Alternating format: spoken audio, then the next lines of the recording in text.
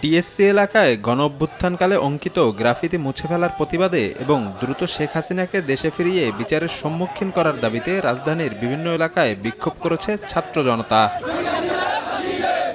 সোমবার বেলা 12টার দিকে রাজধানীর কারওয়ান বাজার এলাকায় পতিত প্রধানমন্ত্রী শেখ হাসিনার কুশপুত্তলিকা নিয়ে মিছিল করে ছাত্রদলের নেতাকর্মীরা। ঢাকা বিশ্ববিদ্যালয়ের টিএসসি এলাকায় গণঅভ্যুত্থানের সময় আঁকা গ্রাফিতি মুছে ফেলার প্রতিবাদে এই মিছিলের আয়োজন। পরে সার্ক ফোয়ারার চত্বরে শেখ হাসিনার প্রতীকী ফাঁসির আয়োজন করে তারা।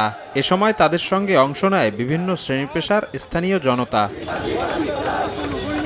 আয়োজকরা জানান, বিগত 15 বছরের সকল অপকর্মের জন্য বিচারের সম্মুখীন করতে হবে শেখ হাসিনাকে। দিল্লির দাসী হাসিনা এবং তার দোসরদেরকে অবিলম্বে আইনের আওতায় এনে তাদের সর্বোচ্চ শাস্তি নিশ্চিত করতে হবে। হাসিনার যে দোসররা এখনো লেলিয়ে আছে, আপনারা এদের সাথে পারবেন না।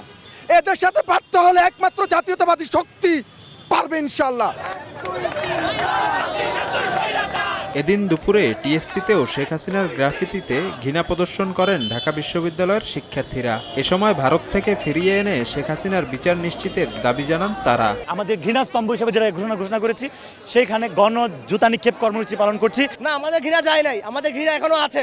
এই ঘৃণা যাবে না, হাজার হাজার বছরও যাবে না। এই বাংলা মাটিতে খুনি হাসিনার বিচার হবে। ক্ষোভ তো আগেই ছিল, ক্ষোভের বহিঃপ্রকাশও আগে ছিল। আমার মনে হয় এটা হচ্ছে বিস্মৃতির বিরুদ্ধে স্মৃতির লড়াই। বিক্ষোভ কর্মসূচিতে অংশ নেয়া সবাই পতিত আওয়ামী লীগ সরকারের দোসরদেরও বিচারের দাবি জানান। শফিক মুন্সি, সময় সংবাদ, ঢাকা।